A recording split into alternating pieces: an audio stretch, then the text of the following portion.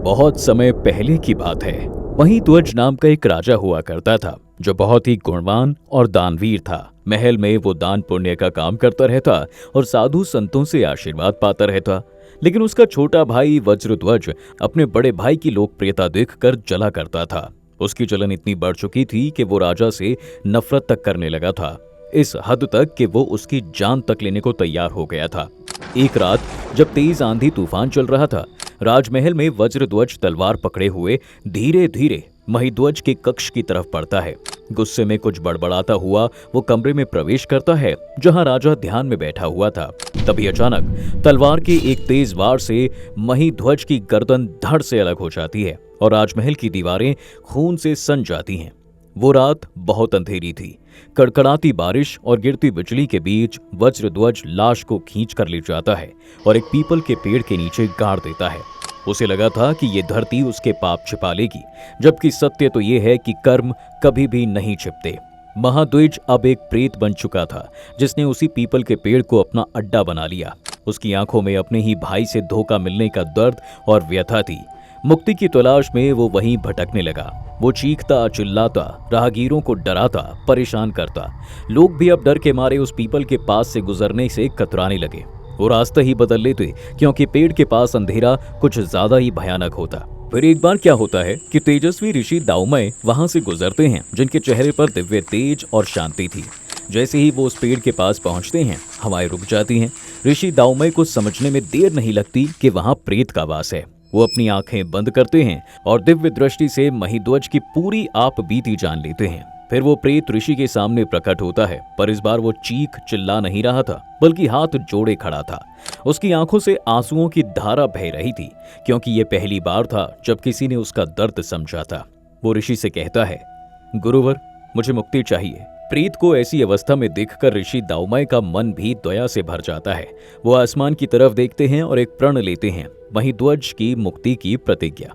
संयोग से उस दिन अपार एकादशी का दिन था। ऋषि दाऊमय तपस्या में बैठते हैं और पूरी श्रद्धा के साथ निर्जला व्रत रखते हैं। सुबह से शाम हो जाती है, सूरज ढल जाता है, पर ऋषि बिना हिले उसी अवस्था में अगली सुबह तक ये व्रत रखते हैं। जिसके बाद जब वो आंखें खोलते हैं तो प्रेत को सामने खड़ा पाते हैं।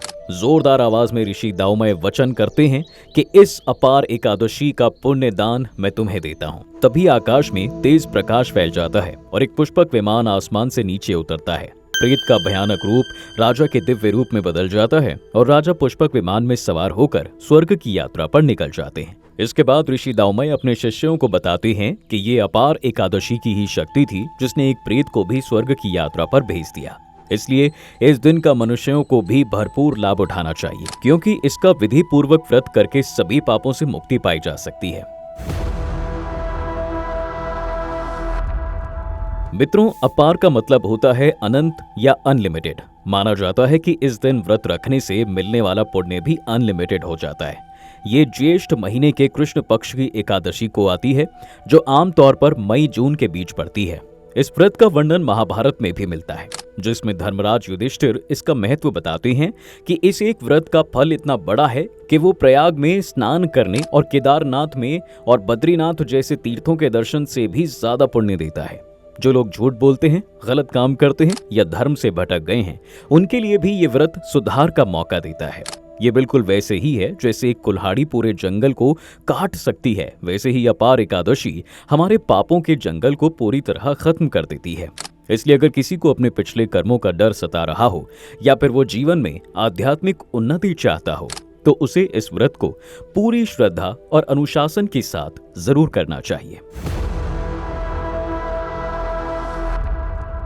इस दिन भगवान के दर्शन, कीर्तन और धर्मशास्त्र पढ़ने के लिए कहा गया है।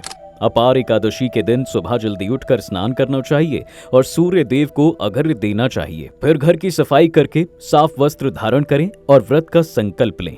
इसके बाद हाथ में जल लेकर पूजा स्थल पर छिड़काव करें और एक लकड़ी की चौकी पर पीला वस्त्र बिछाकर भगवान विष्णु और मां लक्ष्मी की मूर्ति स्थापित करें। और अगर आपके पास मूर्ति ना हो तो भी चिंता ना करें, क्योंकि द डिवाइन टेल स्टोर से आप घर बैठे बैठे माँ लक्ष्मी और विष्णु जी की ये सिल्वर कोटेड खूबसूरत ब्रास की मूर्ति मंगवा सकते हैं। और चूंकि आप टीटीटी के व्यूअर्स हैं तो आपको मिलेगा 20% डिस्काउंट, जिसे पाने के लिए चेकआउट के टाइम इस्तेमाल करें कूपन कोड DIVINE20। लिंक आपको नीचे पिंड कमेंट में मिल जाएगा। दोस्तों, अब मूर्ति स्थापित होने के बाद भगवान विष्णु और माँ लक्ष्मी का अभिषेक करके उन्हें नए वस्त्र अर्पित करें, घी का दीपक जलाएं, पूजा अर्चना करें, भगवान को माखन मिश्री का भोग लगाएं और तुलसी के पास एक दीपक जरूर जलाएं।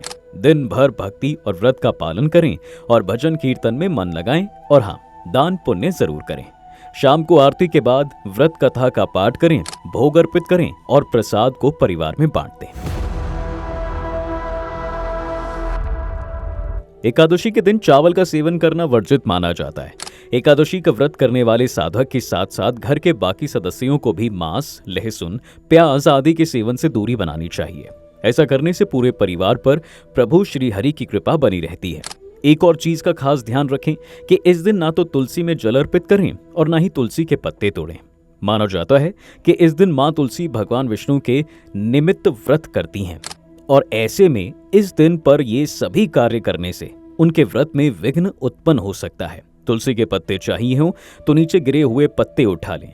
इसके अलावा इस दिन क्रोध, चुगली, झूठ और बेईमानी करने से भी इस व्रत का फल नहीं मिलता। इसलिए भगवान नारायण की तरफ ही अपना मन लगाकर रखें। मित्रों, हमारे शास्त्रों के अनुसार इस व्रत को रखने का पुण्य गंगा स्नान, तीर्थ यात्रा और बड़े से बड़े यज्ञ करने के समान बताया गया है। इसलिए ये मौका यूं ही व्यर्थ ना जाने दें और अपार एकादशी का नियम पूर्वक पालन करके प्रभु की अपार कृपा के पात्र बने। तो मित्रों, कैसी लगी इस एकादशी व्रत पर हमारी ये प्रस्तुति? अच्छी लगी हो तो कमेंट्स में ओम नमो नारायणाय जरूर लिखें, ताकि हम और भी ऐसी व्रत कथाएं आपके लिए लाते रहें। साथ ही वीडियो को लाइक और शेयर करना भी ना भूलें। आप देख रहे थे द डिवाइन टेल्स। आपका बहुत बहुत धन्यवाद।